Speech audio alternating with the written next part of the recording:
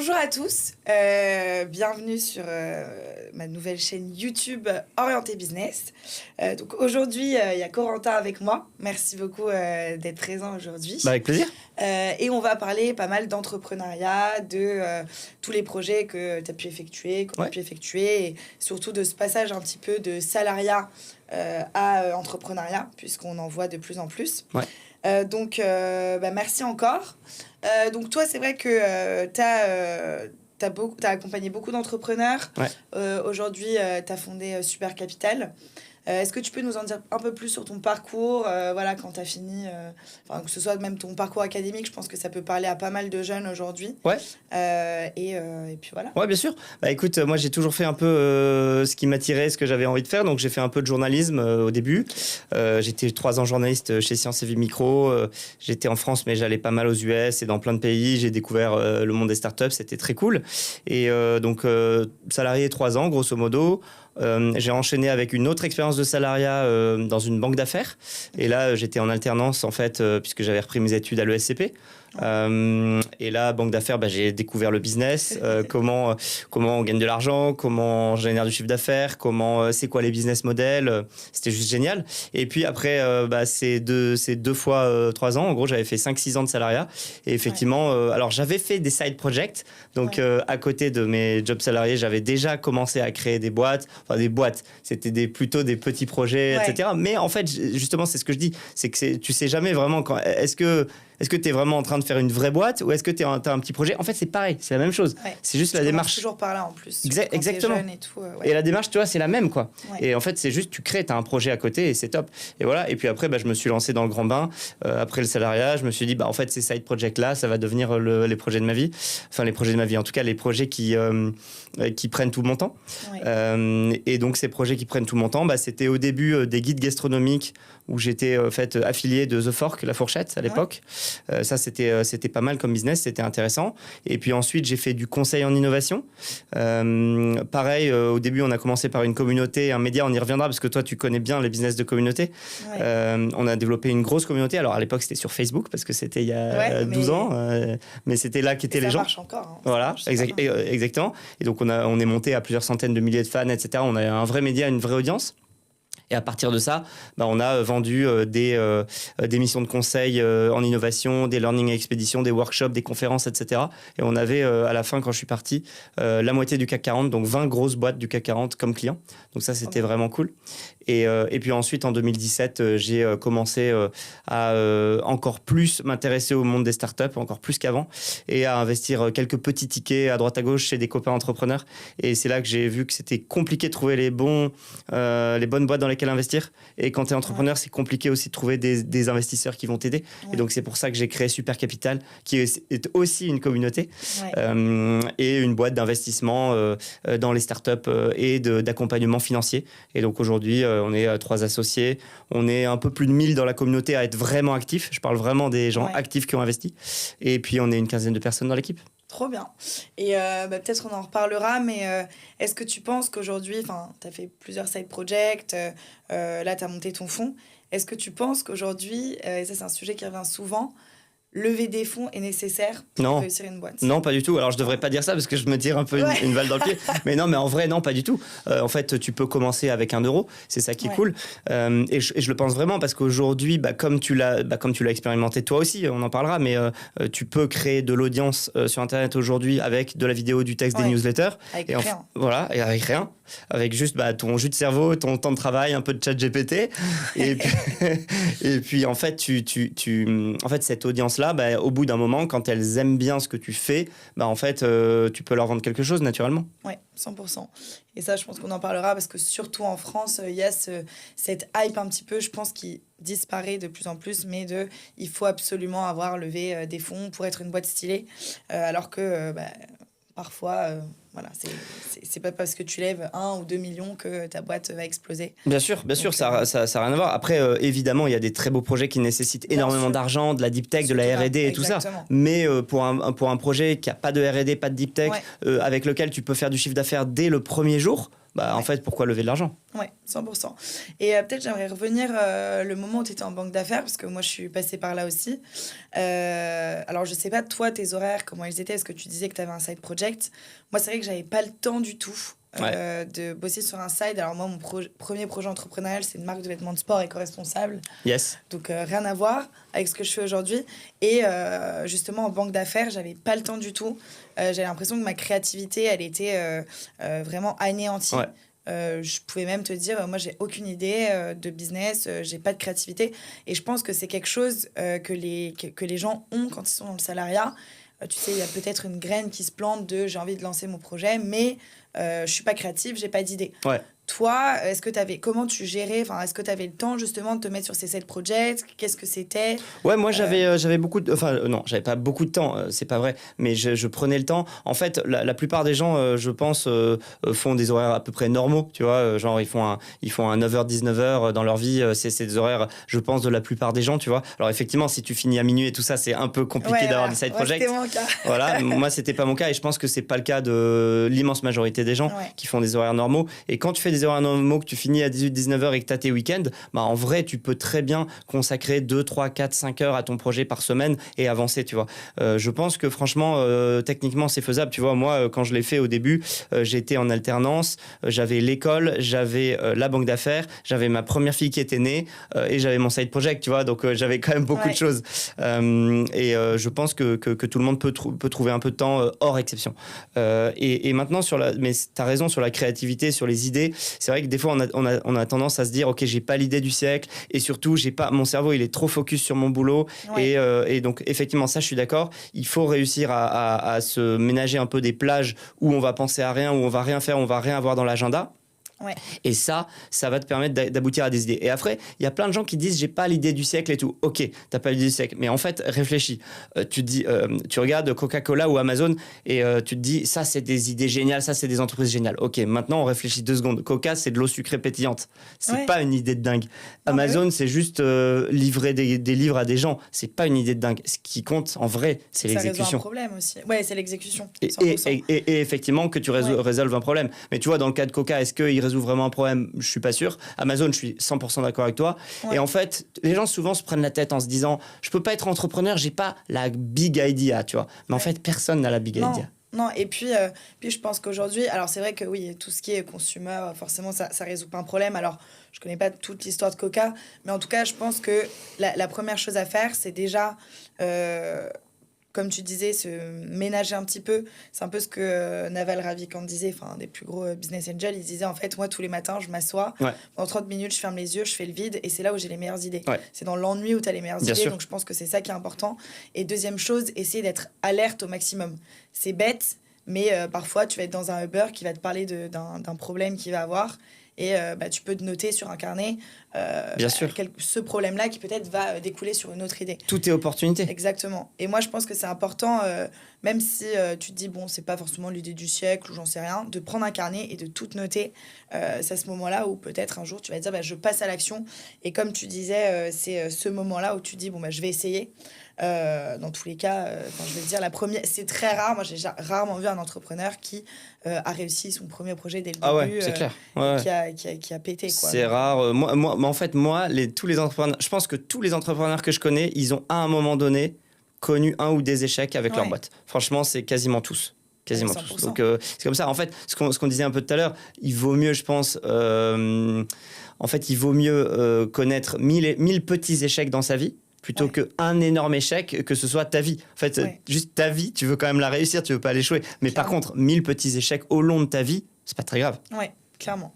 Et ça nous emmène un petit peu à justement, comment toi, tu as su que t'étais plus fait pour le salariat. Je pense que c'est une décision compliquée parce que il n'y a pas de critique sur le salariat parce que tu as quand même un 9 to 5 ou 2 to 6 ou peu importe. Tu as tous les mois de l'argent qui rentre. Tu as quand même une certaine sécurité, surtout en France, où pour te faire virer, quand même, il y a certains process bien longs. Donc, qu'est-ce qui, toi, t'a fait dire le salariat, c'est plus fait pour moi? Ouais, bah, c'est un ensemble de choses. Tu vois, j'avais des gens autour de moi dont j'enviais un peu le mode de vie. Je voyais des gens qui étaient complètement maîtres de leur agenda. Déjà, ça, c'était cool. Je voyais aussi des gens qui pouvaient certains mois gagner beaucoup. Je voyais aussi qu'il y avait des mois très creux, ou des années, mais ils avaient pas. En fait, ils avaient zéro plafond de verre, que ce soit sur l'argent ou que ce soit sur la progression de carrière ou ce que tu veux. Et en fait, ce que je voyais, c'est que les gens salariés, ils avaient des plafonds de verre parce qu'ils avaient des supérieurs, parce qu'ils avaient une orga qui les dépassait et sur lesquels ils n'avaient pas de levier. Alors que je voyais que les gens, en fait, autour de moi qui étaient à leur compte, pas forcément des gros entrepreneurs, mais des freelances, des gens à leur compte, des gens qui avaient repris un peu la main sur leur vie, tu vois. Ouais. Et ça me parlait bien. Ok, donc tu as tout quitté. T'avais quel âge quand tu as tout arrêté? 27, 28. Ok, ouais. Oui, donc ça a pris quand même un peu de temps. Ouais, j'ai quand même... Bah, en fait, si tu veux, tout le monde dans ta vie, jeune, hein. Ta famille, tes gens, tes profs, tout le monde te dit... En fait, personne te dit monte ta boîte. Tout le monde te dit fais des études et trouve un bon job. Ouais. Tout le monde dit ça. C'est ce qu'on te dit souvent dans toutes les écoles ou même, tu vois, t'as les parents qui plongent pas dans le milieu, qui ont peur. Exactement. Donc moi, j'ai fait comme tout le monde m'avait dit. Fais tes études, trouve un bon job. J'ai trouvé des bons jobs, c'est cool. Et d'ailleurs, j'étais très content dans ces jobs. Mais en fait, après, tu post-rationalises, tu réfléchis et tu dis, en fait, au lycée, je faisais déjà des projets. Moi, j'ai rien aimé à l'école, au lycée, sauf un truc. C'était le projet de, je sais plus comment ça s'appelait en première. Fallait faire un projet. Le TPE. Ouais, voilà. Et ça, c'est ça. Ouais. Et moi, personne aimait ça. Tout le monde détestait. Moi, j'ai adoré parce que j'ai fait un site web. À l'époque, c'était en 98, personne connaissait, tu vois. Et j'ai fait un truc, les gens, ils étaient ébahis, tu vois. Et en fait, maintenant que j'y repense, c'est pas le truc que j'ai fait, on s'en fout. C'est en fait, qu'est-ce qui m'excitait, c'était vraiment ça. Ouais. Et en fait, maintenant que j'y pense, et aussi, j'aidais ma grand-mère, mes grands-parents, ils étaient ostréiculteurs à faire les paniers d'huîtres, etc., les livrer. Et pour moi, c'était pas du tout être entrepreneur, ça. Pour moi, entrepreneur, c'était un mec en costard. Mais en fait, oui, bien sûr, c'était ça. Mais en fait, à l'époque, je me disais pas du tout, mes grands-parents, ils sont entrepreneurs. Pour moi, ils étaient, je sais pas, ils s'occupaient des huîtres, quoi. Ouais. Non, c'est pareil. Moi, mes grands-parents, ils avaient une boulangerie. Et en fait, au final, pour moi, c'est quand tu commences, tu crées quelque chose, tu as un process et tu arrives à un résultat. Le résultat, en l'occurrence, c'est ta vente de ton produit ou de ton service. Donc ça, c'est hyper cool. Et ok, donc ça arrivait quand même à 27 ans. Parce que je pense que, voilà, aujourd'hui, aussi, tu parlais un petit peu de la vision des entrepreneurs qu'on va avoir. Je trouve qu'en France, on a beaucoup cette vision de l'entrepreneur. Il gagne de l'argent, il a du temps. Et les personnes montrent aussi, la plupart du temps, que les bons côtés. Ouais. Moi, j'ai toujours adoré quand même les personnes qui montraient aussi les mauvais côtés. Ouais. Je pense qu'il faut être très résilient. Tu vas avoir des moments, comme tu disais, très compliqués. Être entrepreneur aussi, moi, c'est ce que j'ai toujours dit, la richesse, pour moi, enfin, être riche, pour moi, c'est la liberté. Ouais. Sauf qu'en fait, quand tu es entrepreneur, tu n'es pas si libre que ça. Ouais. Donc ça, on pourra en reparler. En fait, chemin faisant, tu peux te construire un peu ta propre prison des fois. Oui, exactement. Et surtout, c'est par rapport, voilà, quand est-ce que tu arrives à décrocher, quand est-ce que tu arrives, et ça, c'est le step le plus compliqué, à déléguer, et quand est-ce que tu sors de l'opérationnel. Je pense que c'est là un petit peu où tu as ce basculement, et tu te poses la question, qu'est-ce qui me rend réellement heureux Mais d'ailleurs, il y a plein de gens, ça les rend réellement heureux de continuer l'opérationnel aussi, tu vois. Et c'est une voie très, très bien, tu vois. Mais tu as raison, il y en a aussi qui veulent sortir de l'opérationnel, et là, les ennuis peuvent commencer, effectivement. Il faut recruter, il faut s'entourer, c'est compliqué. Et gérer l'humain aussi. Bon, ça, on parlera un petit peu de comment ça se passe. Mais voilà, je pense que quand on est dans le salariat, en fait, toi, de ce que je vois, et ce qui est très différent de moi, c'est que depuis le début, tu as toujours été un petit peu... Enfin, tu as mis les mains dans le cambouis, tu as toujours essayé de créer quelque chose. C'était pas ton cas ? En fait, moi, j'ai toujours été très drivée par la vente, par l'argent. Tu vois, quand j'étais petite, je bossais tous les étés dans un petit bar dans le village de mes grands-parents, complètement paumé. Et j'aimais trop, tu vois, vendre des glaces, vendre les iced tea et tout. J'étais fan de ça. Je bossais, j'ai aidé mon grand-père à vendre le pain, tu vois, pendant des Donc toi, tu vendais le pain, moi, je vendais les huîtres. Voilà, on aurait pu mais d'ailleurs, c'est marrant parce que toi, tu vendais, ça m'étonne pas de toi. Moi, je vendais pas tout à fait, tu vois. Moi, je produisais plus. J'emballais, je livrais, tu vois. Ouais, et c'est marrant parce que je pense qu'il y a deux formes, du coup, enfin plusieurs formes d'entrepreneurs, et ça, on pourra reparler. Je pense que c'est comme ça que les gens s'en rendent compte. Mais du coup, pour moi, c'était pas non plus de l'entrepreneuriat où j'étais là, je bossais et je vendais quelque chose. Et après, c'est vrai que moi, je suis arrivée en école et j'étais un peu matrixée parce qu'on m'a dit... Alors, je suis arrivée en école et moi, de base, je me souviens, j'adorais tout ce qui était imprimante 3D, la science, les trucs. Je me suis dit, j'adore les boîtes qui créent quelque chose et qui peuvent résoudre un problème. Donc j'aimais trop ça. Parce que quand je suis arrivée en école, on m'a parlé de la finance, on m'a dit tu gagnes de l'argent, c'est pour les gens ambitieux. Et je pense que tout entrepreneur, tu vois, qui continue, c'est un peu quelqu'un qui a une revanche à prendre sur la vie. Ouais. Et donc je me suis dit, bon, bah écoute, je vais rejoindre ce beau milieu qu'est la finance. Et j'avais pas forcément d'idées, j'avais pas forcément de projet à côté jusqu'au jour où je finissais à 4 heures tous les matins, tous les jours. Et je me suis dit, bon, il faut peut-être que je fasse quelque chose. Et c'est là où j'ai créé mon premier projet. Mais c'est pas venu de suite. Bien sûr. Alors que si tu as un peu de prise de recul, tu te rends compte que, en fait, des petits, si c'est quelque chose qui t'anime, que tu aimes, t'as plein de petits moments. Tu vois, c'est comme j'adorais être caissière. J'aimais trop ça. J'avais demandé à Noël une caissière, je m'étais dessiné des billets. Et j'aimais trop l'argent, quoi. Et peut-être pour rebondir sur un sujet qui, selon moi, reste encore un peu tabou en France, tu vois, où tu disais, bah voilà, toi, ce que tu as regardé chez un entrepreneur, c'était la liberté, tu gagnes de l'argent. Tu as des moments de creux aussi. Le sujet de l'argent chez un entrepreneur, tu le vois comment aujourd'hui? Parce que la plus grosse peur pour un salarié, c'est de se dire... Bah, en fait, je gagne allez, 3-4 000 balles par mois. Quand je vais être entrepreneur, peut-être que j'aurai rien. Zéro. Voilà. Et même toutes les aides, tu sais, la retraite, tous ces trucs-là. Bon, je pense qu'aujourd'hui, on n'a même pas besoin de parler de la retraite parce que la plupart des jeunes ne vont pas attendre la retraite pour être tranquille. Mais comment tu appréhendes ce sujet même les conseils, tu vois. Après... En réalité, quand tu es salarié, tu troques effectivement un peu ta liberté contre, l'assurance d'avoir un revenu le même chaque mois. Mais en réalité, ce qu'il faut que tu vois, c'est que tu mets ça dans les mains de ton boss et tu mets ça dans les mains de ton propriétaire. Tu mets ça dans les mains de quelqu'un. En fait, il y a quelqu'un qui génère de l'argent quelque part. Et en fait, souvent, quand tu es salarié, tu l'oublies, tu sais pas trop, tu dis, bon, ils doivent gérer, tu vois. Mais en fait... ta boîte, elle peut faire faillite et tu peux te retrouver au chômage. Donc, en fait, c'est un risque. Je parle l'employeur, la boîte qui t'emploie, elle peut te faire faillite. Et puis, voilà. Et donc, effectivement, je suis d'accord, c'est un risque quand tu te lances à ton compte. Le truc, c'est qu'en France, on a un truc qui est fou, c'est le chômage. Et ça, franchement, c'est une énorme aide. Ça te permet de te lancer et tout ça. Mais surtout, en plus de ça, c'est ce qu'on disait tout à l'heure. Ce qu'on appelle les side projects, donc les projets à côté. C'est trop bien parce qu'en fait, tu es salarié, tu gagnes tes 2 000 euros, 3 000 euros, 4 000 euros, peu importe. Et puis à côté, tu commences à générer un peu d'argent.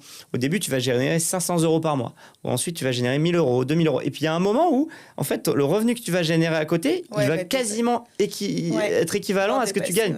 Et là, tu te dis, attends, mais en fait, je vais quitter. Et je pense que c'est une bonne idée. Donc, si ça peut te rassurer de faire ça pendant une période de 6-12 mois, mais c'est une super solution. Et d'ailleurs, je conseille plutôt ça, plutôt que se lancer direct sans savoir, tu vois. Ouais, moi, je suis totalement d'accord. Et c'est... tu vois, c'est totalement ce que j'ai fait. Quand je suis partie de Crédit Suisse, j'ai intégré Databricks, donc une boîte tech. J'ai fait sales là-bas. Et en même temps, je lançais Edge. Et c'est à partir du moment où j'ai gagné plus avec Edge que chez Databricks que j'ai décidé de quitter. Et je pense que ça, voilà, alors, c'est pas une période facile, je pense. Et c'est pour ça que, tu vois, il y en a beaucoup qui veulent rester dans le salariat parce que tu dois gérer ton CDI, tu dois gérer ta boîte. Il y a un moment donné où tu donnes pas à 100% dans les deux. Bien sûr. Et où c'est là, je pense, ça peut créer de la frustration. Et c'est là où il faut prendre le risque. Après, il y a un moment où il faut passer le pas quand même. Et je pense que dans tous les cas, aujourd'hui, et moi, je l'ai vu, et je pense que ça peut en rassurer beaucoup, quand j'ai créé ma boîte et que j'étais en parallèle chez Databricks, j'ai été contactée par plein de fonds de VC pour un CDI, et je suis encore, en me disant, t'as créé ton projet, nous, c'est ça qui nous attire chez toi. Et donc, je pense qu'en fait, n'importe qui a passé quelques années dans le salariat et qui monte un projet, pourras toujours revenir ensuite. Ouais, bien sûr. En fait, il pourra trouver, évidemment, tu pourras retrouver du travail, il n'y a aucun souci et tout. Mais par contre, tu n'auras sûrement pas envie. Et tu pourras, enfin, c'est exactement ça. Vraiment, quand tu as goûté, en fait, à l'entrepreneuriat, au fait d'être freelance, au fait d'être à ton compte, c'est difficile de revenir en arrière. Mais en vrai, tu peux. Enfin, voilà. C'est très rare de voir ce move-là en arrière, je pense. Ouais. Et puis, alors peut-être que tu as un autre avis, mais c'est vrai que moi, quand j'étais en banque d'investissement, j'ai tous mes boss, enfin tous mes managers qui m'ont dit franchement, crée ton projet. Moi maintenant, j'ai un crédit, j'ai des enfants, j'ai une famille à nourrir. Donc, prends le risque maintenant. Dans tous les cas, tu pourras toujours revenir si tu veux. Donc, est-ce que tu penses justement que... alors, selon moi, plus tôt tu le fais, plus tôt tu prends le risque, mieux c'est. Mais est-ce que... Enfin, j'imagine que oui, tu as déjà vu des gens un peu plus... âgés, tu vois, ou un peu plus avancés dans leur vie, qui avaient peut-être déjà un crédit, une maison, des enfants, une famille, et qui se sont lancés. En fait, j'en ai accompagné plein, à la fois des jeunes et des moins jeunes, et j'ai accompagné vraiment énormément, et même plus, je pense, de gens entre 45 et 60 à se lancer à leur compte. Parce qu'en fait, entre 45 et 60, bah justement, tu as un petit peu d'économie de côté, tu as peut-être potentiellement fini de payer ton appart, ou peut-être pas fini, mais en tout cas, tu as bien avancé. Tu as des enfants peut-être qui sont déjà un peu grands, alors certes, tu dois peut-être leur payer leurs études, mais tout, en tout cas, ça va te prendre moins de charge mentale. Enfin, en tout cas, il y a plein de situations de vie. Il y a aussi les gens qui n'ont pas d'enfants, etc. Et moi, j'ai accompagné énormément de gens qui, pendant 10 ans, 20 ans, 30 ans, ont eu une très bonne expertise dans des grosses boîtes ou des PME, des ETI, etc. Peu importe. Très, très bonne expertise. Ils sont très bons dans ce qu'ils font. Par contre, ils sont incapables de vendre, de marketer l'offre et tout ça. Et en fait, ils veulent se lancer. Et qu'est-ce qu'ils attendent de nous ? Ben en fait, ils attendent de nous qu'on les aide à passer le pas, on les aide à définir une offre, on les aide à vendre, on les aide à faire à mettre en place un prix. Voilà, parce que évidemment, moi, je vais pas leur apprendre leur métier. Leur métier, c'est ingénieur dans l'automobile, par exemple. Et ils sont très bons, et j'ai aucun doute là-dessus. Ou, tu vois, des gens qui savent très bien cuisiner, très bien faire une baguette de pain. Je vais pas leur apprendre à faire une baguette de pain, honnêtement, elle sera moins bonne que la leur. Par contre, leur apprendre à réfléchir, est-ce que ton business, c'est un business de destination ou c'est un business de flux? Est-ce que il faut que ta baguette, tu la vendes super cher ou très peu cher et que tu fasses du volume? Toutes ces questions-là, là, je prends un truc très simpliste, mais ça se pose dans tous les business. Et c'est 100%. Ça, en fait, qu'on fait quand on accompagne ces gens-là. Clairement. Et peut-être, justement, pour transitionner un petit peu, avant de rentrer, je pense, parce que c'est la partie la plus importante quand tu montes un business, c'est tu pars de quoi? La plupart du temps, les gens, ils n'ont pas de stratégie, ils sont un petit peu perdus. Et ça m'intéressera peut-être de comprendre aussi de ton point de vue, et on y reviendra, mais toi, est-ce que tu t'es un peu lancé comme ça au petit bonheur la chance et c'est venu à toi? En tout cas, moi, c'est mon cas. Ou est-ce que tu avais réfléchi à ça? Non, moi, je suis comme toi, j'avais pas trop réfléchi. Ouais, c'était vraiment comme ça, quoi. Après un podcast, après 3 posts LinkedIn, et je me suis dit, en fait, il y a un super truc. Ou peut-être au fond, tu vois, après moi, c'est plus peut-être un truc mindset ou un truc comme ça, mais au fond, quand tu as un peu de recul et que tu lances ton idée, tu te dis, mais en fait, je fais ça depuis tellement d'années. Ah bah oui, mais c'est clair, c'est ce que tu dis, c'est en fait pourquoi le faire pour d'autres déjà, pourquoi le faire dans un... Enfin, en fait, tout le boulot que tu fais toute la journée, tu peux le faire pour toi. Mais par contre, attention, il y a un truc vraiment que les gens... En fait, 100% des gens que j'ai accompagnés, ils sous-estiment un truc, c'est la vente, la distribution, le marketing. 100%. Et si t'apprends pas... la vente, la distribution, et surtout aussi... comment tu tiens sur la durée. Je pense que, tu vois, il y en a beaucoup aussi qui font leur première vente et qui disent « Ok, c'est bon. » C'est bon, ou je vais vendre avec mon cercle, mes connaissances et ça va suffire. Bah non, il y a un moment, ça suffit plus. Qui font pas de sales. Ça, c'est une grave erreur et on pourra en reparler, je pense. Parce qu'on tu peux expliquer peut-être justement, c'est quoi, ça veut dire quoi, ils font pas de sales? En fait, quand tu crées un produit, un service... il y a des gens qui me disent, voilà, moi, je prends pas de call avec mes clients. J'ai des closers qui le font à ma place. Et ça, pour moi, c'est une énorme erreur. Dans le sens où... Surtout au début. Surtout au début, exactement. Puisque quand tu mets une offre sur le marché, bien entendu, tu as essayé de sonder ta communauté, mais tu peux pas savoir les objections. Tu peux pas savoir les problématiques rencontrées. Tu peux pas adapter ton offre. Bien sûr. Et si le fondateur ne sait pas vendre... ta boîte ne vendra jamais. Bien sûr. Parce que tu dois aussi former tes équipes par la suite si tu décides de grossir. Bien sûr. Et tu peux pas adapter ton offre. Et sachant qu'aujourd'hui, le monde avance tellement vite que tu vois, il y a plein de moments, surtout si c'est avec de l'humain. Moi, je fais du coaching, donc je dois toujours adapter en fonction des besoins. C'est quelque chose d'hyper important et je pense que ça, c'est une des erreurs qu'on pourra aborder, mais qui peut être fatale, quoi. Non, mais clairement, en fait, souvent, ce qu'on voit, c'est que les gens, ils disent non, mais moi, je suis pas bon commercial, je sais pas faire, donc je repousse le sujet, tu vois. Et donc, soit j'externalise, comme tu dis, soit je le fais pas et on verra, ça tombera tout seul. Bon, déjà, ça tombera pas tout seul. 2, externaliser, effectivement, au début, c'est une erreur, tu peux le faire après. Au début, tu as raison, il faut être le meilleur commercial de sa boîte. Tu vas faire des erreurs, tu vas voir ce que les clients veulent ou pas, et tu vas apprendre aussi, il y a une manière de vendre, c'est-à-dire que il y a certains prospects, il y a un discours qui va marcher, un discours A, et il y a certains prospects, c'est un discours B qui va marcher. Tu l'adaptes, il n'y a pas de script précis. Exactement. Tu as une trame, mais... En fonction de ce que te dit le prospect, tu vois. Et le prospect te dit, OK, moi je suis plutôt comme ça, OK, tu orientes ta vente comme ça. Moi je suis plutôt comme ci, tu orientes ta vente comme ci. Ouais. Et je pense que ça, c'est un très bon point, c'est l'écoute. L'écoute et surtout comment, pour moi, un très bon commercial, et c'est hyper drôle parce que j'avais déjeuné avec un grand entrepreneur français où je lui avais dit, moi, je suis pas si bonne en vente. Et il m'avait dit, si, t'es excellente parce que, en fait, t'arrives à créer du lien avec la personne en face de toi parce que tu l'écoutes, parce que t'as une intelligence émotionnelle. Il y a plusieurs sales. Il y a le sales un peu agressif. Un peu à l'ancienne, un peu... Voilà, exactement. Mais il faut aussi s'adapter en fonction de ton prospect. Et ça, je le vois au quotidien. Et dans tous les cas, faut rester soi-même. Mais surtout, la qualité principale pour moi d'un bon sales, c'est l'écoute.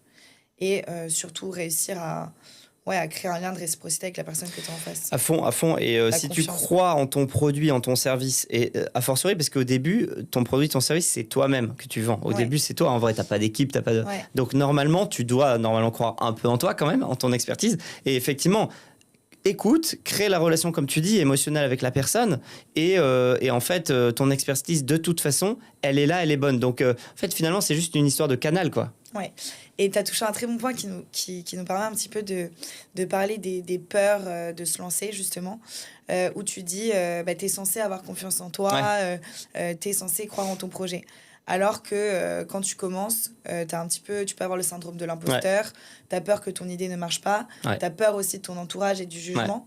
Est-ce que toi, tu as eu à faire face à ce genre de problématique? Moi, j'ai jamais eu ça, mais en fait, je le comprends très bien, je le comprends très très bien.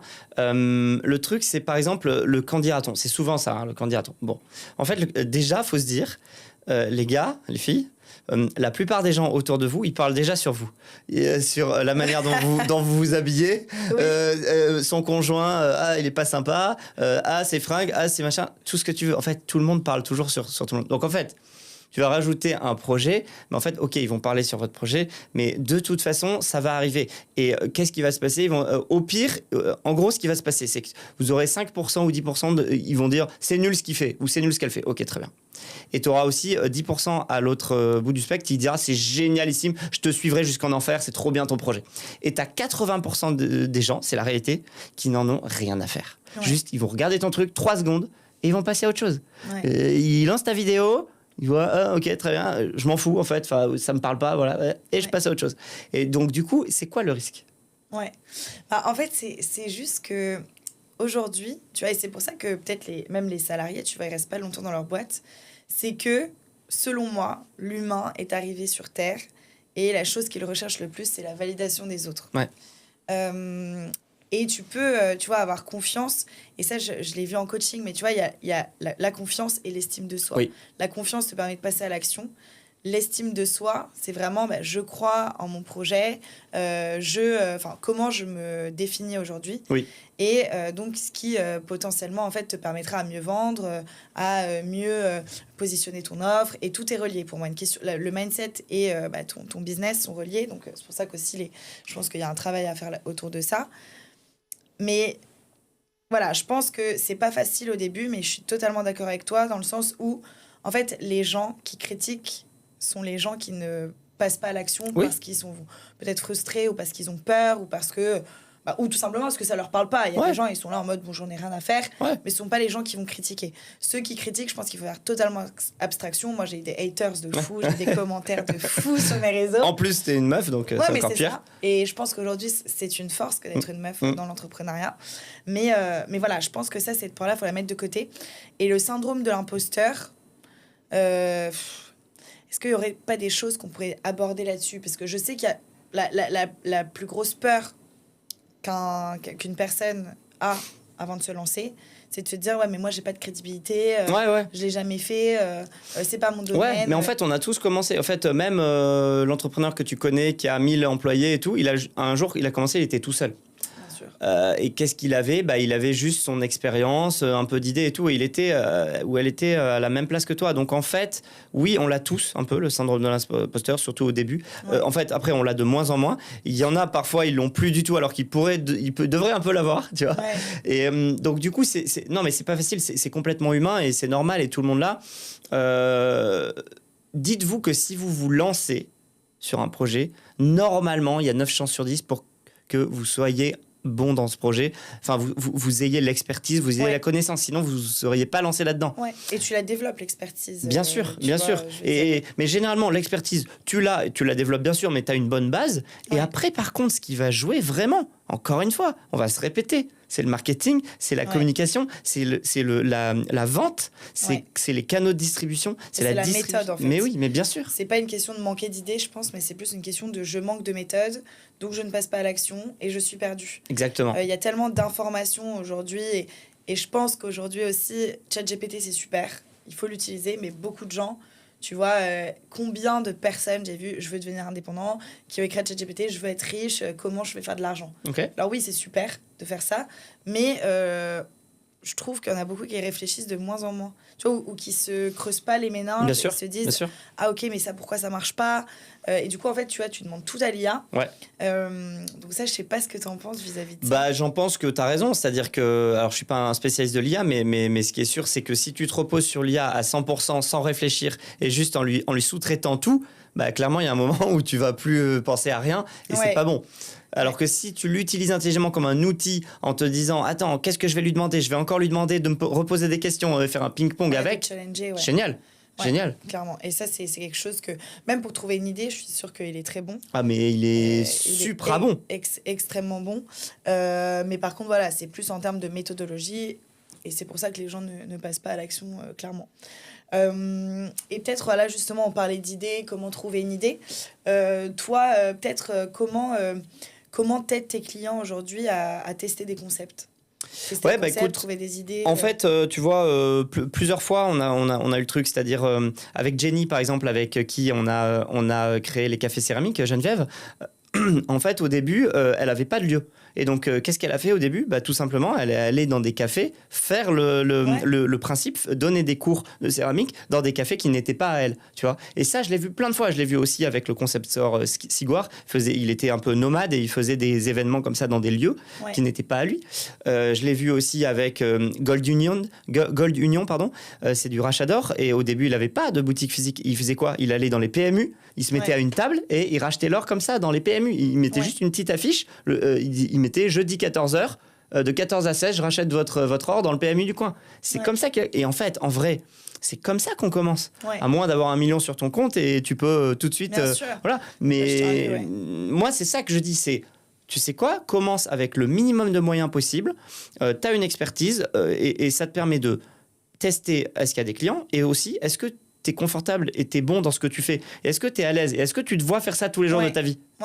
Et ça me fait penser à un truc. Et peut-être on pourra basculer aussi. Ça va peut-être plus me parler. Je pourrais parler un petit peu de mon expérience là-dessus. Mais tu vois, je parlais à une de mes meilleures amies la semaine dernière qui, elle, aimerait bien ouvrir son café de torréfaction. Donc, et elle m'a dit, ouais, mais j'ai pas de lieu. Ouais, mais ça prend du temps. Et je lui ai dit, mais tu prends du café torréfié, tu ouvres un petit stand sur le marché.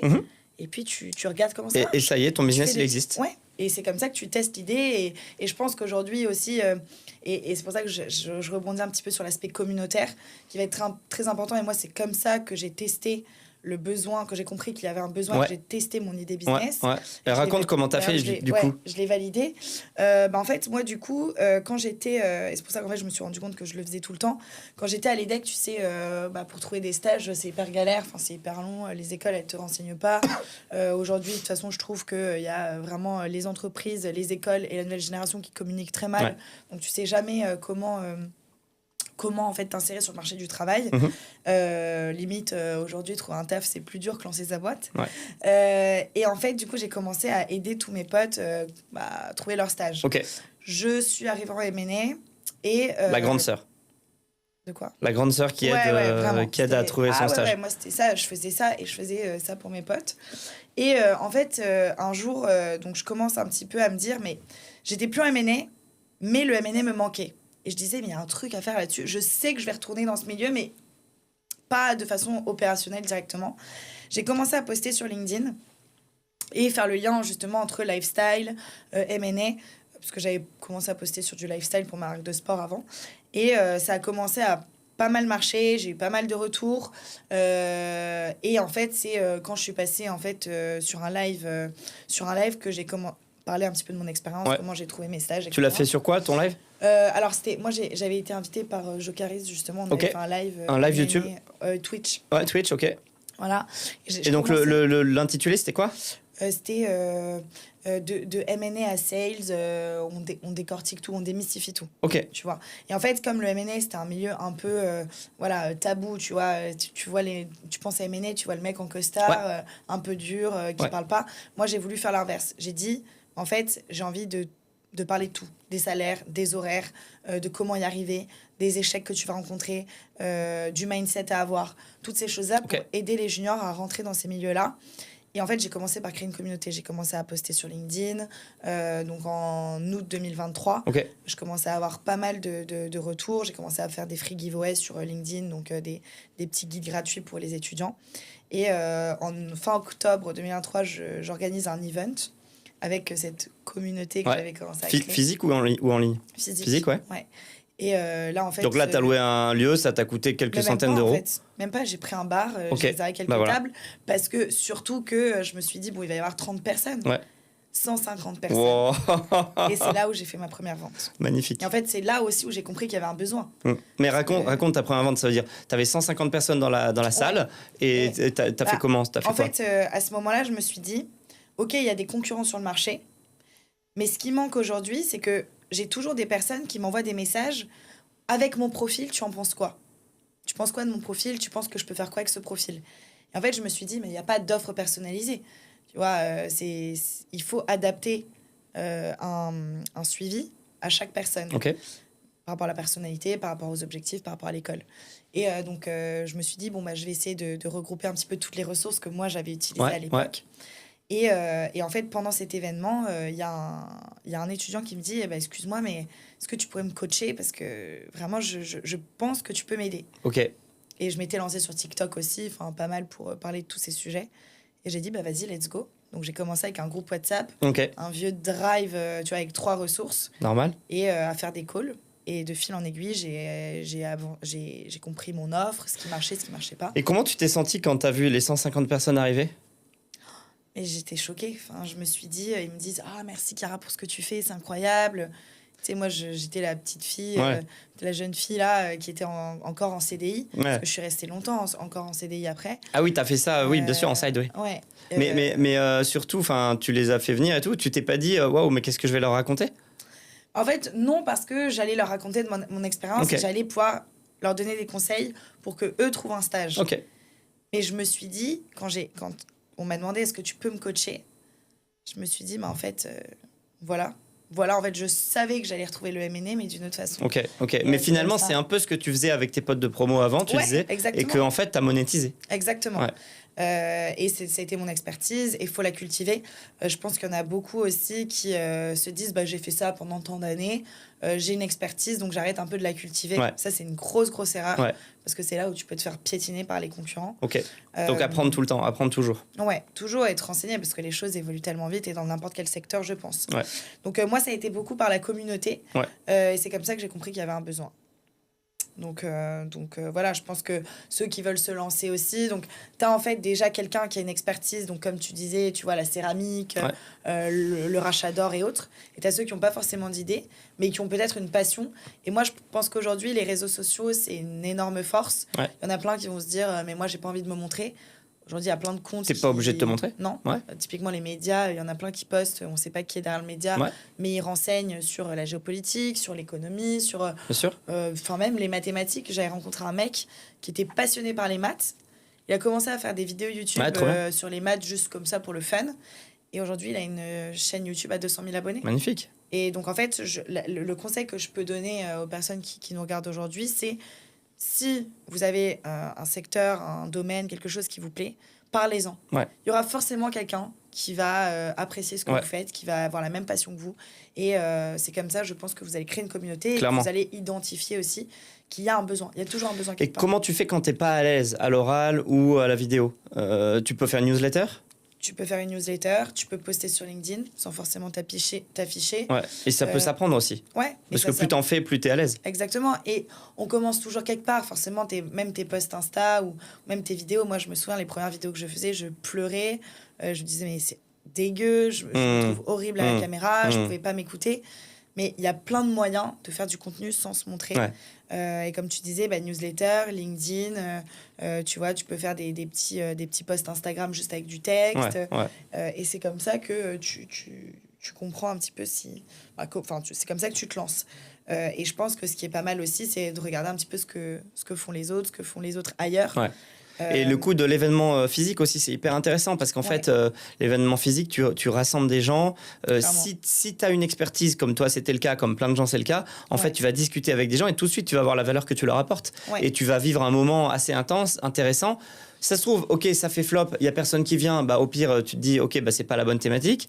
Le mieux, c'est toi, tu as 150 personnes qui viennent, là, tu es débordé, c'est génial. Il faut savoir trier après, etc. Parce que sur les 150, tu n'en as pas 150 qui t'ont acheté. Non.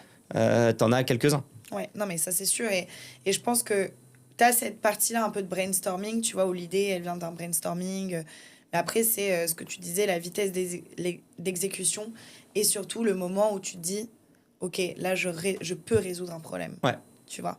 Et encore une fois, moi, je parle de communauté, mais tu regardes Jenny sur la céramique. Quand tu crées un café comme ça qui est spécifique là-dedans, c'est tu crées une communauté qui est passionnée par la céramique. 100% ça. Tu fais une activité. Et je pense que le mot-clé aussi, c'est communauté.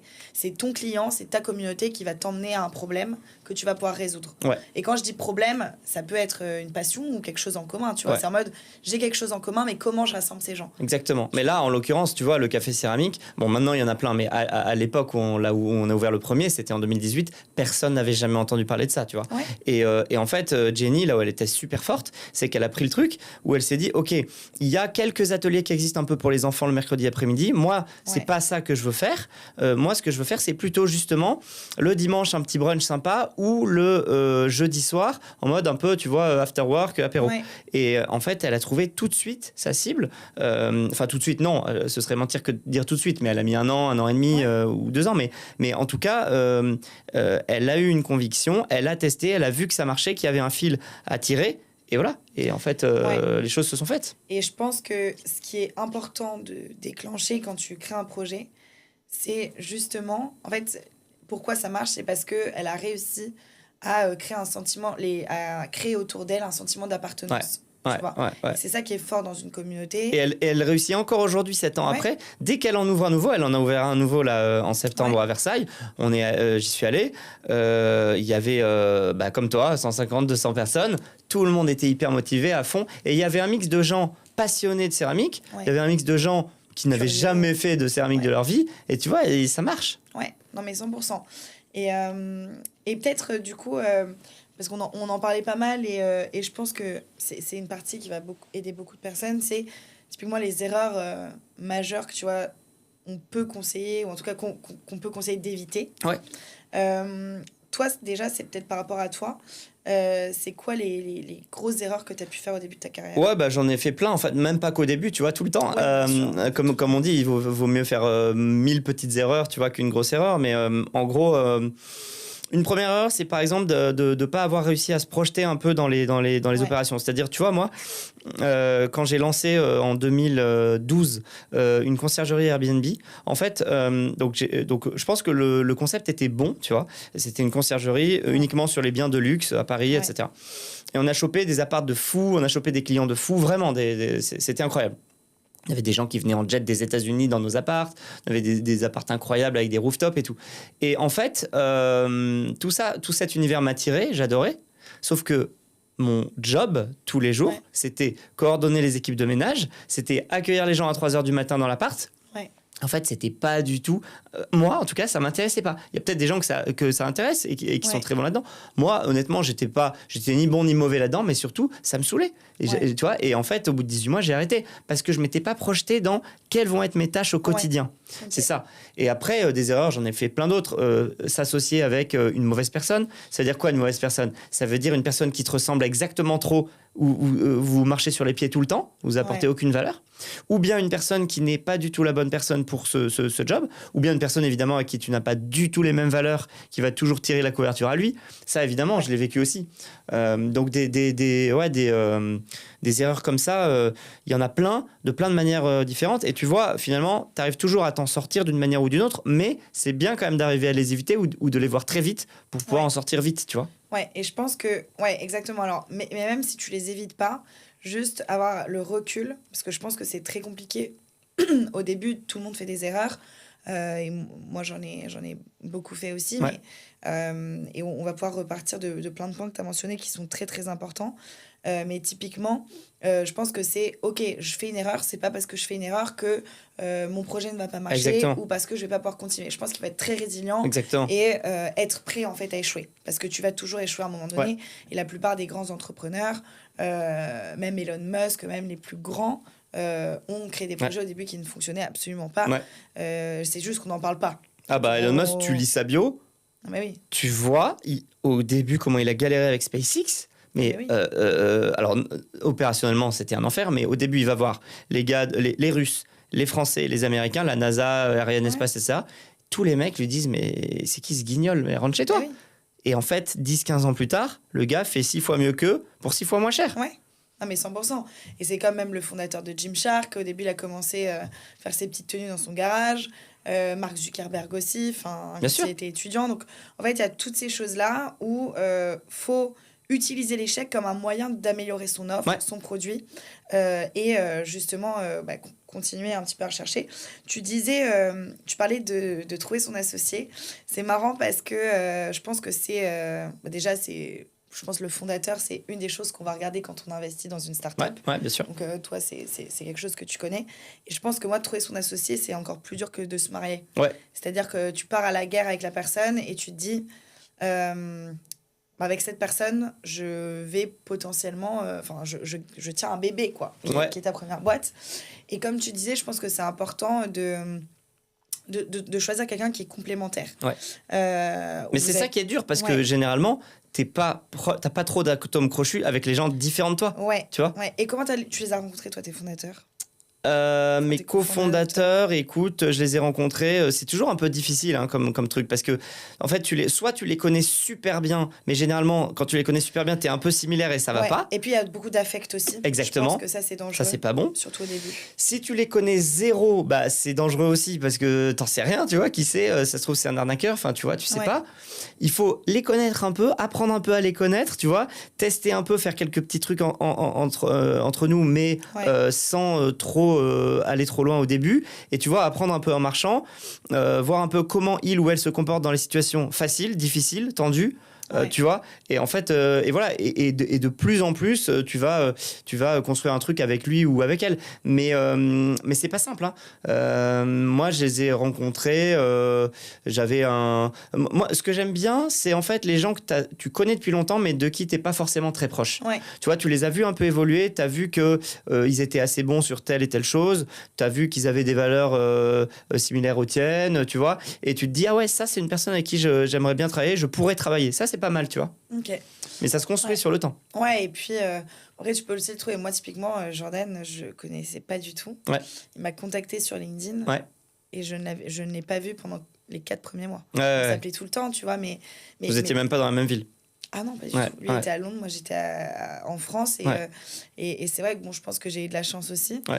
Parce que ce côté un peu plus feeling. D'ailleurs, c'est Jordan qui nous a présenté. Ouais, Ouais. c'est vrai, exactement. Donc, tu vois, bon, même par rapport aux intros, c'est hyper intéressant. Mais voilà, je pense que très important de s'associer avec quelqu'un. Alors, il y a plein de gens qui montent leur business seuls. Ouais, bien sûr. Mais qui, dans ce cas-là, je pense que c'est toujours bien d'être accompagné ou d'avoir quelqu'un Ouais. à ses côtés. Ouais, bah tu vois, c'est le cas de Jenny. Ouais, Jenny, qui a exactement. fait Geneviève, elle lance le projet seule, sauf qu'elle vient nous voir et elle s'associe, Voilà, on s'associe, tu exactement. vois. Et je pense que voilà, avoir quelqu'un sur qui tu peux reposer, à qui tu peux demander des conseils, faire part aussi de tes doutes et de tes peurs, Ouais. je pense que c'est hyper important. Ouais. Il y a peut-être quelque chose que je vais aborder et qui est une erreur très commune à tout le monde, c'est vouloir lancer le produit ou le service parfait Ouais. avant de le lancer.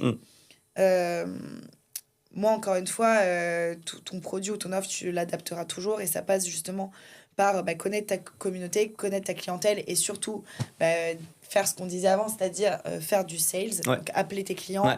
même quand ils achètent, tu vas passer du temps avec eux en leur disant, voilà, même si c'est un produit que tu as vendu 20 €, Ouais.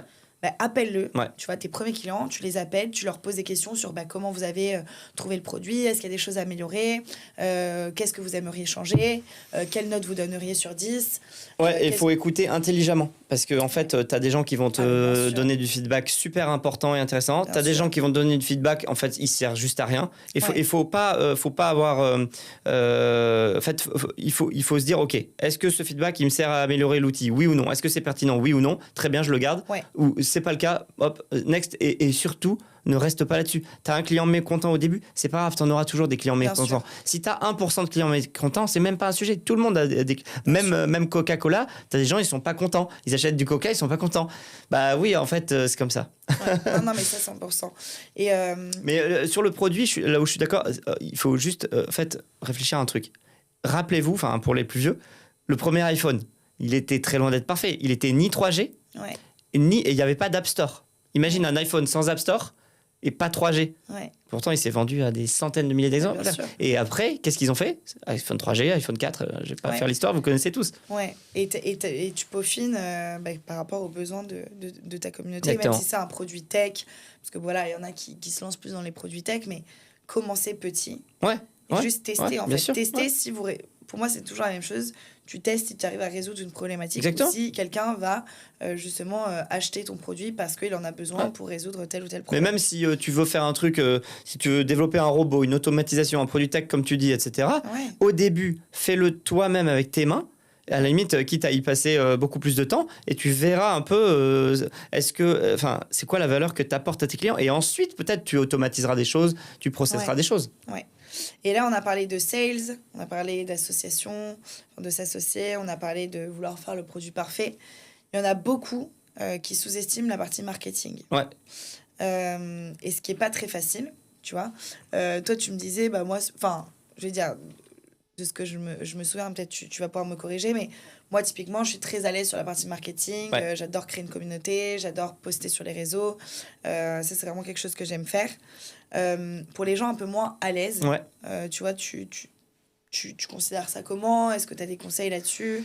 Comment tu vois les choses? En fait, le marketing, je pense, moi, que c'est un mix entre de l'intuition au début et, comme tu dis, des boucles un peu de feedback, etc. Ouais. Donc, en fait, au début, tu as une intuition, tu penses que le prix de marché, le prix auquel tu dois vendre ton produit, c'est 100 €, tu le mets en vente à 100 €. Si tu vois que tu en vends des milliers dès le premier jour, c'est rare, hein, c'est que probablement que tu n'es pas assez cher. Si tu vois que tu en vends 0, c'est probablement que tu es un peu trop cher. Bon. Et en fait, tu vas avancer un peu comme ça. Donc, tu as le prix, tu as la proposition de valeur. En quoi est-ce que je fais différent ou mieux que mes concurrents? Ouais. Et ça, il faut vraiment comprendre. Vraiment, il faut connaître ses concurrents sur le bout des doigts. Et exactement qu'est-ce qu'ils font, c'est quoi leur proposition de valeur et toi, en quoi tu es différent. Et faut surtout pas dire lui, c'est nul parce que je sais pas quoi. Non, lui, il fait ça, c'est pour des gens comme ça. Ouais. Moi, je fais ça, c'est pour des gens comme ci. Voilà. Ouais. Et t'adaptes. Et très important, j'ai envie de rebondir dessus, en disant, il y en a beaucoup qui veulent lancer tu vois, un produit qui répond à plusieurs problématiques Ouais. ou qui est trop large. Pour moi, c'est super important de réfléchir un peu en termes de... Alors j'allais dire entonnoir, mais c'est plutôt l'inverse. Commencer par une niche, Ouais. un sujet que vous maîtrisez. Oui. Dans Parce que laquelle c'est vous plus avez- facile d'émerger. Ouais. une expertise, ensuite, vous pouvez élargir votre offre. Oui. Quitte à ce que, tu vois, il y en a plein qui disent oui, mais il n'y a pas assez de clients.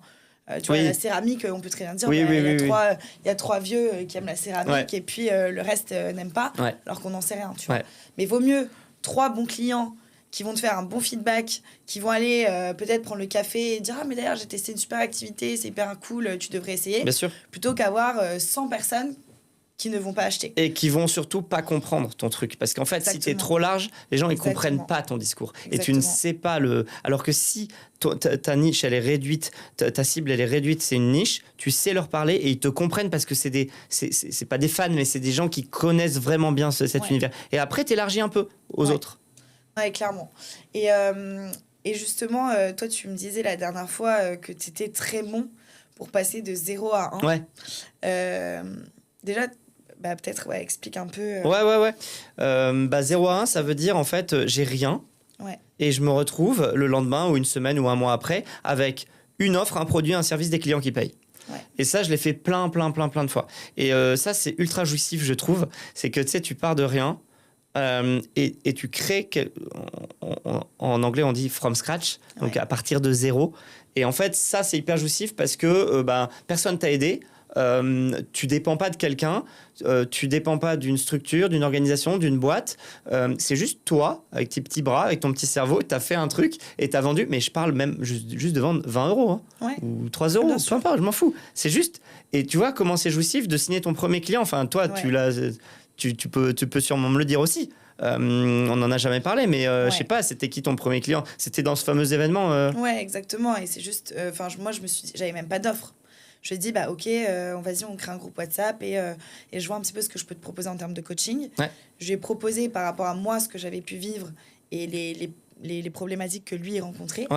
Et je lui ai envoyé le lien Stripe et c'était fait. Voilà, c'est ça. Et je suis sûr que tu lui as fait payer peut-être un quart du prix de ce que tu fais payer aujourd'hui. Ou 20%, mais peu importe. Mais parce que c'est comme ça que tu comprends un petit peu ce que tu peux proposer, ta proposition de valeur, ce qui est adapté à ta clientèle. Donc, tu vois, les premières actions, je pense, concrètes que tu fais quand tu pars de zéro, c'est juste discuter à fond avec ton client, essayer de s'adapter potentiellement, tu vois, à sa demande pour construire ton offre et ton produit.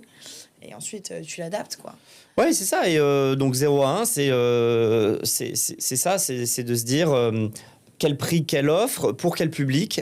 Il faut être au bon endroit, au bon moment, avec le bon prix, etc. On teste. Ça marche pas, on fait différemment. Ça marche, on continue, on tire le fil.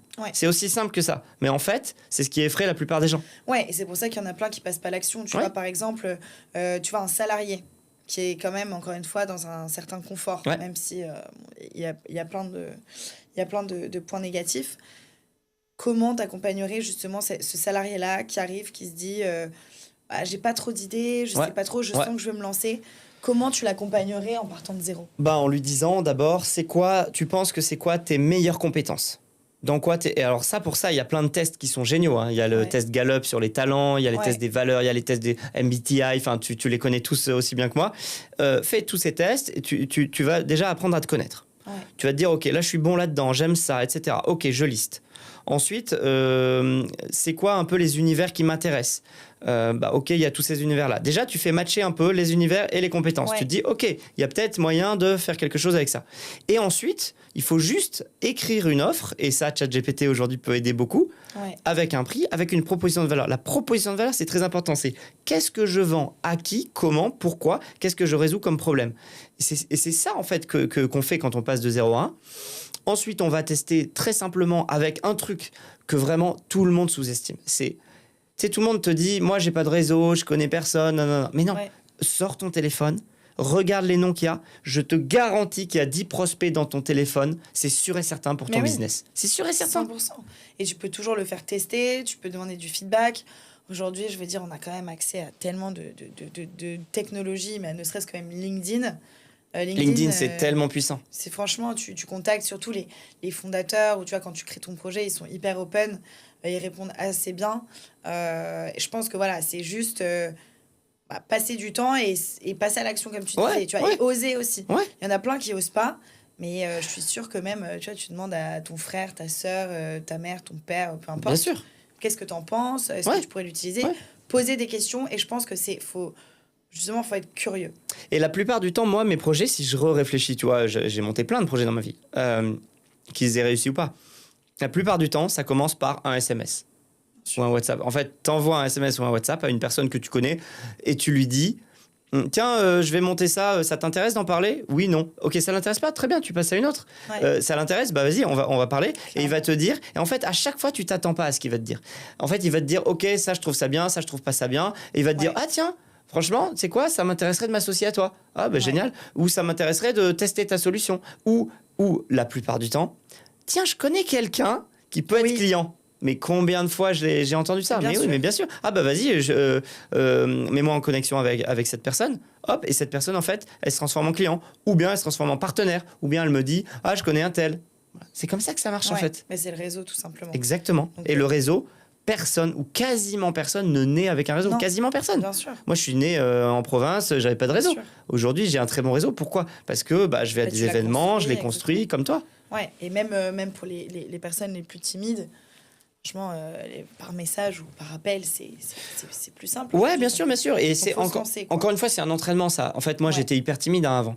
Je suis plus du tout, mais parce que je suis hyper habitué à aller dans des événements, parler à des gens. Parce qu'en fait, au début, quand tu es enfant, adolescent, t'es pas très habitué à parler à d'autres gens. T'es habitué à parler à tes amis qui ont ton âge. Mais parler à des gens plus vieux, c'est impressionnant au début. Et en fait, plus tu le fais, plus tu comprends les codes et plus tu es à l'aise. Et je pense que voilà, c'est hyper important aujourd'hui quand tu montes un projet de s'entourer et de toujours demander du feedback, d'essayer de s'inspirer des autres. Je sais qu'il y en a plein qui se sentent, qui lancent un projet et qui se disent « mais moi, je suis nul comparé aux autres ». Moi, je pense que non. Il faut s'entourer, il faut s'inspirer des meilleurs pour pouvoir avancer. Et encore aujourd'hui, et c'est ce qui fait, pour moi, et ça fait la petite transition, qu'on peut être un bon entrepreneur. C'est vraiment réussir à se détacher aussi de tu vois, la comparaison que tu vas faire avec les autres en permanence. Ça, dans la vie en général, vaut mieux éviter. Exactement. Et de dire, OK, moi, je vais m'en inspirer pour devenir meilleur et surtout pour progresser. Donc, peut-être rapidement sur cette partie, qu'est-ce qui fait, donc, selon toi, un bon entrepreneur? Alors, c'est vrai que c'est un peu bizarre de dire ça parce que, bon, il y a toujours des mauvais entrepreneurs ou des bons entrepreneurs, certes, mais voilà, c'est quoi les qualités, en tout cas, que tu as remarquées chez les entrepreneurs que tu as accompagnés et qui ont réussi aujourd'hui? C'est savoir s'accrocher à une idée, être résilient, patient et en même temps pas trop têtu non plus. Il faut pas en fait, si tu vois que ça marche pas, il y a un moment donné, il faut changer des choses. Faut pas s'entêter. Et donc, il faut changer peut-être une petite chose ou faut changer carrément des grosses choses. Donc, c'est-à-dire, tu vas changer peut-être de canal de vente, tu vas changer une partie du prix, une partie de l'offre. Voilà. Et donc, ça, c'est les gens qui arrivent à changer, à rester motivés par le projet tout en changeant des aspects. Ça, c'est des bons entrepreneurs. Des entrepreneurs qui, comme tu l'as dit, écoutent le marché, écoutent les tendances, écoutent les clients et savent développer. Et qui sont, pour moi, les meilleurs. C'est ceux qui sont, mais c'est très rare ça, d'être aussi bien cerveau gauche que cerveau droit. Ça veut dire créatif et rigoureux. Si tu arrives si tu es très créatif, généralement, tu n'es pas rigoureux. Si tu es très rigoureux, tu es un peu boring, tu n'es pas très créatif. Jenny, dont j'ai parlé tout à l'heure, elle a les deux. C'est pour ça que je me suis associé à elle sur les cafés céramiques. Elle a une formation d'expert comptable et elle est hyper créative sur la céramique. C'est hyper rare. Mais des gens comme ça, il y en a, ils sont rares. Mais en fait, si vous savez que vous êtes très rigoureux, développez votre créativité un petit peu. Vous serez jamais hyper fort, mais développez. Si vous êtes très créatif, forcez-vous à être un peu rigoureux. Et comme tu disais, à aller mettre en place des process, etc. Et vous ne serez jamais le maître absolu de ça. Mais si vous arrivez à mixer les deux, en fait, l'entrepreneuriat, c'est ça. C'est de la créativité, des idées folles qu'on a mis un peu dans des process. Oui, exactement. Et c'est surtout aussi, c'est important de le faire dès le début. Tu vois, la mise en place des process et de surtout tout documenter. Moi, c'est une erreur que j'ai commise au début, c'est que je documentais pas tout. Alors que c'est hyper important parce que quand tu vas devoir potentiellement former des futures équipes ou quand tu vas devoir scaler ton projet ou même, tu vois, devoir en parler, c'est hyper important. Et ça, c'est un truc, faites cet exercice, c'est ce que je recommande de faire pour savoir si tu as une vision claire, que ce soit court terme mais même long terme, c'est de savoir expliquer à quelqu'un ce que tu fais en 30 secondes. Oui. En 10 secondes même. Même 10 secondes, tu vois, en une phrase, et de façon très simple. Et de façon très simple, comme si c'était ta grand-mère qui n'y connaît rien. Ouais, exactement. Et après, deuxième pitch à des potes qui connaissent un peu vaguement. Et troisième pitch à des gens qui connaissent très bien. Tu vois, des gens qui connaissent rien, des gens qui connaissent un peu, des gens qui connaissent super bien. Et là, c'est comme ça que tu identifies. Parce que c'est dur aussi de faire une introspection sur soi et de se dire, mais est-ce que j'ai une vision claire ? Moi, je pense que c'est ça, mais est-ce que... La réponse à ta question de savoir est-ce que j'ai une vision claire et je vais pouvoir tout processiser, est-ce que je vais pouvoir tout documenter et est-ce que je vais pouvoir passer à l'action si toi tu arrives à le pitcher comme on l'a dit. Donc ça c'est un exercice je pense qui est très important à faire et que je recommande. Être pédagogue, vraiment, comme tu disais tout à l'heure, écouter et expliquer et regarder un peu la réaction en face. Est-ce que la personne en face, manifestement, elle a rien compris ? Je pense que t'es pas bon dans ce que t'expliques. Ou si elle a compris, elle pose des questions un peu pour affiner et tout, là t'es sur une bonne piste. Exactement. Et ça nous emmène un petit peu à parler de ce qu'il faut absolument comprendre, tu vois. Donc, en termes de pricing, de positionnement, de marketing, et surtout comment perdurer un petit peu sur le long terme. Toi, c'est peut-être ta partie aussi, parce que tu fais ça au quotidien. Donc, est-ce que tu peux nous en parler un petit peu en fait, il y a une erreur souvent, c'est de se dire, OK, ça, c'est ce que tu disais tout à l'heure. Ça fonctionne, donc je vais continuer comme ça, continuer comme ça. Ok, mais si tu continues comme ça, il y a un moment où ça va s'arrêter. En fait, tu vas épuiser ton canal de distribution, tu vas épuiser tes clients, tu vas épuiser ton offre, tu vas épuiser tout et tu vas te faire rattraper par les concurrents. Donc, il faut passer du premier canal à un deuxième canal de distrib, à un troisième canal de distrib, avec des prescripteurs, avec de la vente directe, avec de la vente par réseaux sociaux, avec de la vente par boutique, par physique. Donc, en fait, il faut tester un peu tous ces canaux et surtout passer de l'un à l'autre et pas se dire que ça va tout le temps marcher parce que c'est pas vrai. En fait, 100% des boîtes font faillite un jour. Même Amazon un jour fera faillite. C'est ça qui est fou. On sait pas quand, on sera peut-être dans 2000 ans, mais ça fera faillite un jour. Et donc, en fait, tout ça pour dire qu'il y a un moment où les gens ils se reposent sur leur laurier et c'est là que c'est le début de la fin. Donc c'est ça qu'il faut regarder, je pense.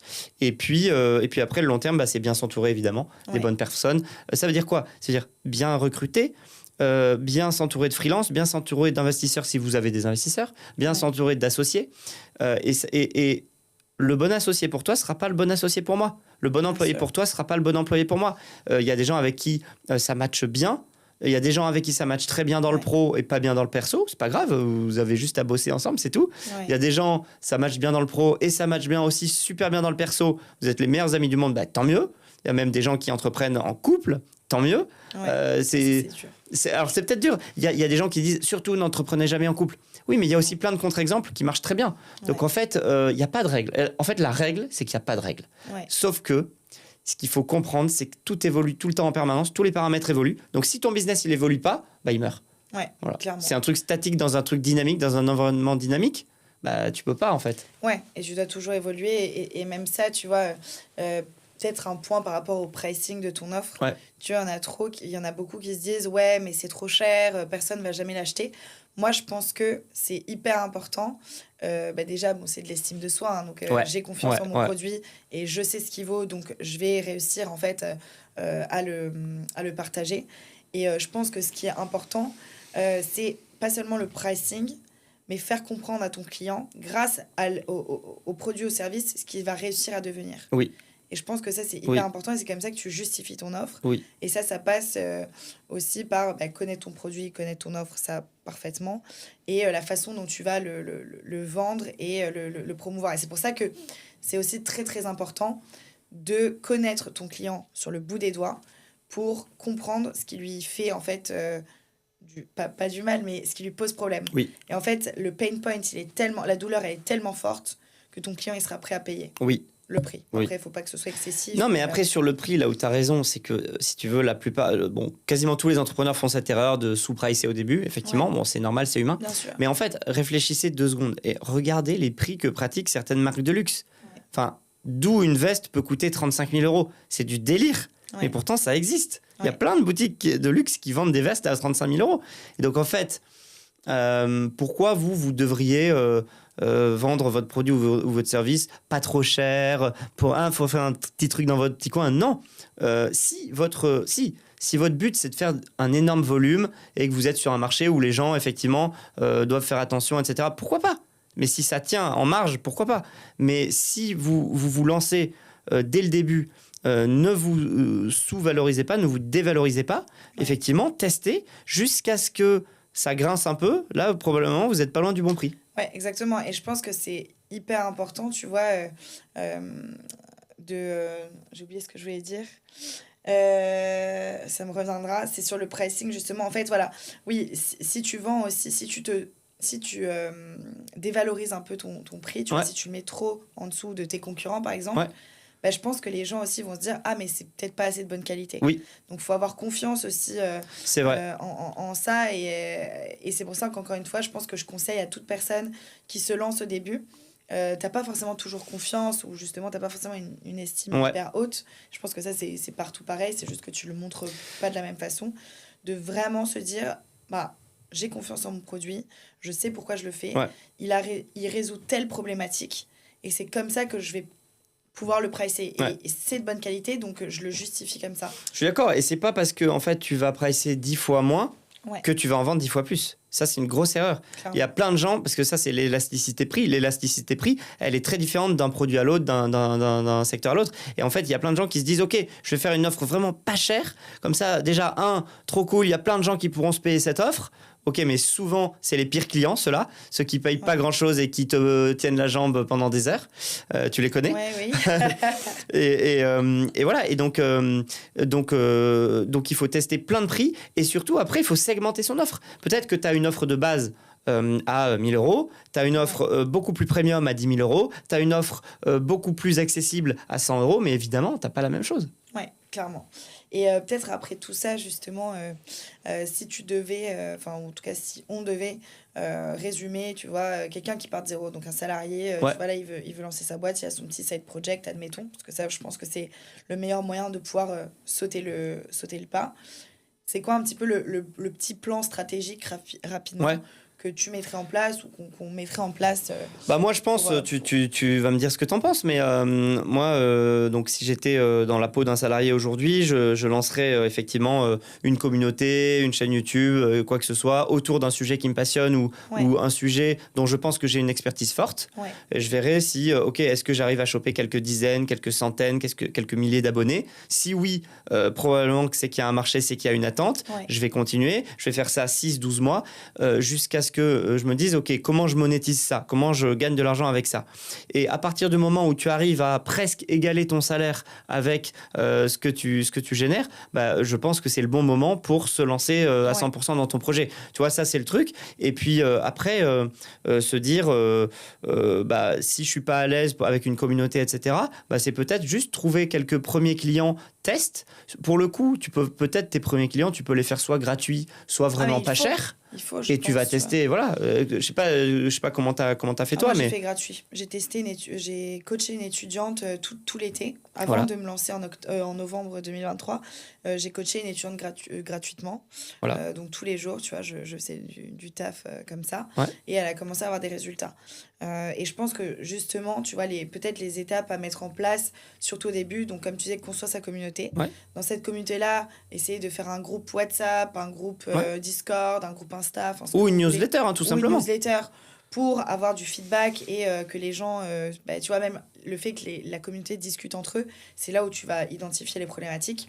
Regarder s'il y a des concurrents ou non. Regarder aussi, très important, ce qui se fait ailleurs. Je pense qu'aujourd'hui, tu vois, je parle du voyage qui est quelque chose de très important, tu vois, notamment même avec l'IA. Il y a des pays qui sont tellement avancés et c'est en voyageant que tu découvres des choses et que tu comprends certaines problématiques potentiellement où voilà, que tu peux tu peux développer ta créativité. Donc regardez ce qui se fait ailleurs, pas uniquement en France. Bien sûr. Si vous lancez en France, donc apprenez à connaître vos concurrents et comme tu l'as très bien dit, au fur et à mesure, comprendre la douleur de ta communauté pour pouvoir la résoudre. C'est comme ça qu'on commence à avoir une offre et je pense une vision plutôt claire. Voilà. Mais ça, je dirais, ce sont les premières étapes à mettre en place avant de pouvoir avant de sauter le pas. Peut-être une petite partie un peu plus fun pour clôturer le tout. On peut juste, je vais dire un petit peu les 3 plus grosses erreurs, ou disons les petits trucs que tu aurais aimé éviter faire pendant ta carrière. Et après, on fera un petit ping-pong pour finir tout ça. Et voilà. Donc, ton plus mauvais move ? C'était... Je pense... en fait, c'était d'être persuadé que je devais faire un certain truc, en l'occurrence diriger un incubateur. Ouais. Et j'ai fait que ça. J'ai recherché que ça, jusqu'à m'apercevoir qu'en fait, c'était pas forcément le meilleur truc que je devais faire. Ouais. Et du coup, j'ai perdu du temps, de l'énergie, etc. Alors qu'à côté, j'aurais très bien pu créer mon projet ou créer même mon propre incubateur, tu vois. Et ça aurait été plus vite. Donc en fait, des fois, tu es persuadé d'un truc, mais c'est sur le chemin que tu vas apprendre ce pourquoi tu es vraiment fait. Ouais, clairement. Ce que tu ne referas jamais. Bah, m'associer avec quelqu'un comment dire, soit trop proche de moi ou qui a pas les mêmes valeurs ou qui a pas les mêmes buts, ça c'est clair. Et le moment où tu as failli abandonner? Bah, c'est quand tu te prends tellement de murs que tu te dis bah en fait mon business ça marche plus, ça intéresse plus personne, etc. Alors que parfois c'est une passade, c'est quelques mois et il faut se réinventer, tu vois. Mais ouais, ça je l'ai connu plein de fois. Ok, trop bien. Et si tu avais 22 ans, tu ferais quoi là, tu vois, ou même, je sais, c'est le truc un peu tout le monde pose, mais c'est intéressant, tu vois, même de faire cette introspection. Là, tu dirais quoi au petit Corentin qui avait 20 ans? Bah, je lui dirais que en fait, tous les entrepreneurs que tu vois et par lesquels tu es supra impressionné, en fait, maintenant que j'ai 41 ans, je les connais tous, enfin tous, je les connais pas tous, mais j'en connais plein. Ouais. Et en fait, c'est des gens, ils ont juste, comme toi et moi, 2 yeux, un nez, une bouche, 2 oreilles. En fait, franchement, ils sont ni 1000 fois plus intelligents que moi, ni 1000 fois moins.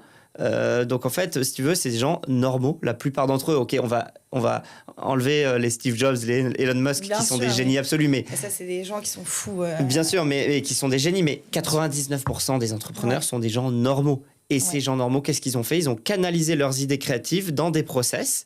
Et en fait, finalement, c'est pas que c'est pas compliqué. Bien sûr que c'est compliqué. Mais en réalité, ils ont suivi des méthodes, ils ont itéré. Et voilà, ils ont canalisé toute leur énergie là-dedans. Ouais, et je pense que c'est hyper important aussi quand tu es entrepreneur, parce qu'il y en a beaucoup qui ne le font pas, mais tu vois, d'accepter aussi le process. Il y en a beaucoup qui, au premier échec, abandonnent parce qu'ils se disent « je vais jamais y arriver ». Mais je pense que c'est hyper passionnant déjà d'accepter le process et surtout de se dire « ok, à la fin de chaque année », tu vois, de se dire, moi, c'est ce que je fais et c'est ce que je recommande à tous de faire. Et même si vous êtes salarié et que vous avez pour objectif de lancer votre boîte, de se dire, OK, voilà ce que j'ai accompli en un an. Même si j'ai pas tout accompli ou j'ai pas accompli tout ce que je voulais faire, voilà ce que j'ai réussi à faire. Et vraiment être satisfait des petites victoires et s'en servir aussi pour progresser. Et ça, je pense que c'est important de faire un petit peu d'introspection. Surtout dans ces moments compliqués. Et se lancer à son compte, c'est une super aventure, vraiment. Je la recommande à 100%, et toi aussi, je pense. Tu sais, il y a une phrase qui dit on surestime ce qu'on peut faire en un an, mais on sous-estime ce qu'on peut faire en 10 ans. Donc en fait, en un an, effectivement, tu vas juste mettre en place le projet, tu vas avancer, ça va être cool et tout. Mais si tu continues vraiment dans cette voie-là, ce sera seulement 10% de ce que tu vas construire en 10 ans. Et en 10 ans, tu peux construire un truc incroyable. Clairement. Vraiment. Et je pense que toute personne, en tout cas, toute personne qui a commencé à créer sa boîte est partie d'un doute.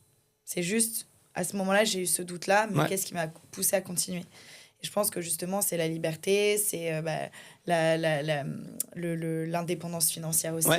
Et puis, il ne faut pas avoir honte, tu vois, parce qu'au début, moi, j'avais hyper honte au tout début, il y a super longtemps quand je me lançais, parce que j'avais moi, ma boîte, mes activités, ça me rapportait genre 1500 € par mois. Et tu vois, je trouvais ça ridicule, quoi. Mais en fait, parce que tu lis dans la presse, oui, un tel, il fait 300 millions de chiffre d'affaires, nanana et tout. Mais en fait, peu importe, encore une fois, il n'y a pas de comparaison. Si toi, tu as déjà réussi à générer 1500 € par mois, c'est déjà super bien. C'est déjà un premier pas. Et en fait, ça se trouve, l'an prochain, ce sera le double. Et tu doubleras encore ou tu tripleras l'année d'après. C'est pas grave. En fait, n'est vraiment pas... même si tu génères 300, 400 € par mois, tu as déjà généré un truc qui existe. Ça a le mérite d'exister. C'est mieux que la plupart des gens, parce que la plupart des gens ne se lancent pas. Ouais, non mais 100%. Et je pense que, tu vois, sur l'argent, surtout en France, aujourd'hui, je pense que c'est un peu... alors je sais pas si je dirais toxique, mais tu vois, les gens, ils ont peur d'en parler, ou il y en a beaucoup qui mentent. Ouais. Tu vois, il y a beaucoup de... Dans les deux sens. Il y a Ouais. plein de gens qui minimisent parce qu'ils Ouais. ils ont l'impression Et qu'ils ils gagnent ont- trop. Ouais, et puis ils ont peur aussi d'en parler. Ouais, et il y a Alors plein de gens que- qui maximisent parce qu'ils ont honte et ils Ouais, disent ouais, je fais des exactement. millions. Exactement. Donc ça, je pense que c'est important de prendre du recul par rapport à ça. Comme tu disais, à partir du moment où tu commences à faire des premières ventes, c'est comment j'en fais plus et comment j'adapte mon offre pour en faire plus, justement. Et l'argent, je pense que ça vient. Ça vient, ça part. Mais Ah bah, de toute façon, si tu fais un bon projet, une bonne offre, au bon moment, avec le bon public, le bon prix, tout qui est aligné, forcément ça va marcher. Ouais, et puis je pense que, et ça revient aussi au fait de pas toujours se comparer aux autres Ouais. de façon malsaine, parce que peut-être que voilà, il y a des business qui vont générer 600 000 euros de chiffre d'affaires, ou même faisons moins, faisons même 200, 300 000 Ouais. euros de chiffre d'affaires. Ouais. Et c'est un business qui vous conviendra, qui sera Bien sûr. très bien et avec Mais lequel même vous serez très heureux. 60 000 euros sur l'année, si Ouais. tout est pour toi et que tu as un mode de vie assez simple, c'est génial. Bah oui, Tu vois. et c'est clairement plus qu'un salarié d'ailleurs. Bien sûr, Donc, bien sûr. Donc voilà. Peut-être pour clôturer tout ça, est-ce que tu auras un petit dernier mot, peut-être des petits derniers conseils à partager? Bah, je dirais que nous, avec grand plaisir, on échangera en fait avec la plupart d'entre vous qui avez des projets, Ouais. puisque nous, c'est un peu notre passion justement d'aider les gens Ouais. à se lancer. Donc n'hésitez pas, vraiment, n'hésitez pas à franchir la porte, c'est-à-dire venir nous voir nous, mais allez voir votre voisin, prendre votre téléphone Ouais. encore une fois et appeler, envoyer des SMS. En fait, envoyer franchement, le mot, je pense, d'aujourd'hui, c'est envoyer un SMS. Vous voyez Oui. comment c'est facile? Bah, Oui. allez-y, envoyez un Avant, tu SMS. devais envoyer des lettres. Exactement, Tu vois. c'était encore plus, c'était plus dur, mais c'était la même chose. Et donc aujourd'hui, t'envoies un SMS et tu peux tester une idée. Donc tout part d'un SMS. Donc c'est quand même, enfin franchement, tout le monde a 10 secondes pour faire un SMS. Bien sûr. Et surtout, c'est pas parce que... Voilà, et faites aussi... alors, je dirais peut-être pas de la masse, mais si.